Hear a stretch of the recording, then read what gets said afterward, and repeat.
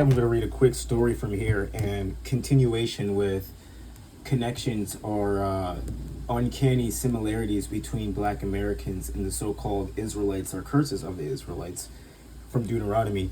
But I was going to read it from this book right here, American Negro Folktales by Richard M. Dorson. This is a great one. As you guys see, a very interesting cover. You have a black man being saved by a mermaid and a ship in the background. Interesting. This book has so many cool ghost stories, so many cool lores and just things that Black Americans were doing, stories, interviews, the tar baby, these are literal folklore and stories. There's the alligator and the slave, the elephant and the jackal, and then you go to the interviews. You have ghost stories right here, witches and mermaid stories, black stories and black folklore about witches and mermaids. This book has the Book of Negro Folklore has a ton of stories on those things, and these books are just, in my opinion, so valuable because it just shows you how we've always been creative and how a lot of America's lore has gotten lost between the color lines of, did black people come up with this story or did white people come up with this story? All right, so we're going to jump down here to 155, and the story or the account or the interview is called Grandmother Whipped Mary Richardson. So in this, I want you to pay attention. Like I said, this is going into the series correlations between Black Americans and the Israelites. And I want you to pay attention to what the item was called that she was whipped with. And the same thing, and we know this account from history, another person of extreme fame and notoriety was whipped with the same tool that they were whipping Black Americans with. So let's jump into this. Cruel whippings of slavery times are rife in Negro tradition, and it tells you a more index of where you can go to read similar stories like this, or where another similar story was like this that the author got. All right, let's jump into this. That was way back yonder in old slavery times.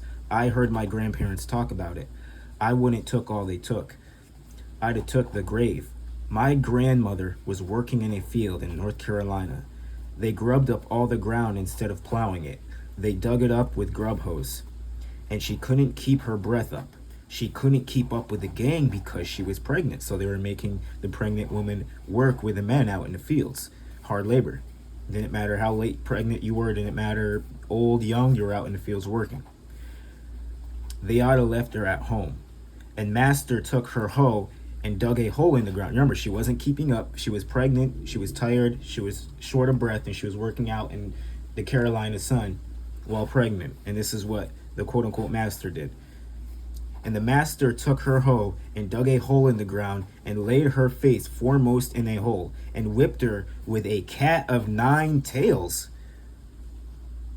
At the same time this was going on, the song Go Down Moses was not allowed to be sang by certain slaves in certain plantations, making a correlation between yourselves being the Israelites and the master being Egypt was not allowed. At the same time, they were whipping some of you with a cat of 9 tails. Interesting. Laid her face foremost in the hole and whipped her with the cat of 9 tails. Who else was whipped with a cat of 9 tails? A piece of leather split in 9 parts, and every time they hit you 9 times. Like I said, this is a very short account. It's not long, but I thought it was appropriate to go into the series, the similarities between the Israelites and Black Americans. He dug the hole so he wouldn't lose his little Nigger. So he wanted to keep the baby and keep the baby safe and the vitals up for the baby and not damage it, but at the same time he wanted to punish the woman, which makes no sense. He didn't want to damage her, but he wanted her to keep up with the gang, but she couldn't keep up. They had to help her at each end. That's the end of the account right there. And she would overhear her grandparents talking about this, or her grandmother talking about this. And this is a story at the time that this woman told this man who put in this book. Now, again, remember what I said, the similarities. This is going in the series of the similarities between the Black Americans and Israelites. The same time that they were banning the song Go Down Moses on certain plantations from being sung by slaves was the same time they were whipping you with a cat of nine tails. There's reminders everywhere that the Most High gave us of who we are and who you are and the condition that you're in and why you were in it, and the history of it just speaks volumes, and it's really hard. Sorry, it's raining out right now, pretty hard down here in South Florida, but the conditions of what we're in just really, really are eerily similar and unmistakably similar to what happened to the Israelites in this book. By the way, I have more accounts of, let's see if I can find it really quickly. Let's see if I can rush through this on. I don't think I'll find it.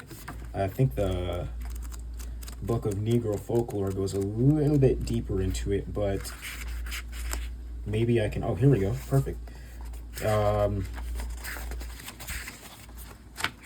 me save this, but essentially it goes into talking about how the black pastors would carry the 6th and 7th book of Moses around with them down in the South, and it was labeled as the Black Bible. If you don't know what the 6th and 7th book of Moses is, go look it up, and go look up how odd that is. But this whole section right here about hoodoo, about just everything you want to know about, very cool, very, very, very, very, very interesting book.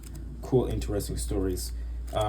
Maybe I'll read some horror stories from here. Maybe I'll read some of the mermaid stories or the witch stories. But yeah, I just wanted to add this into another addition to similarities between the Israelites and Black Americans. Check this book out.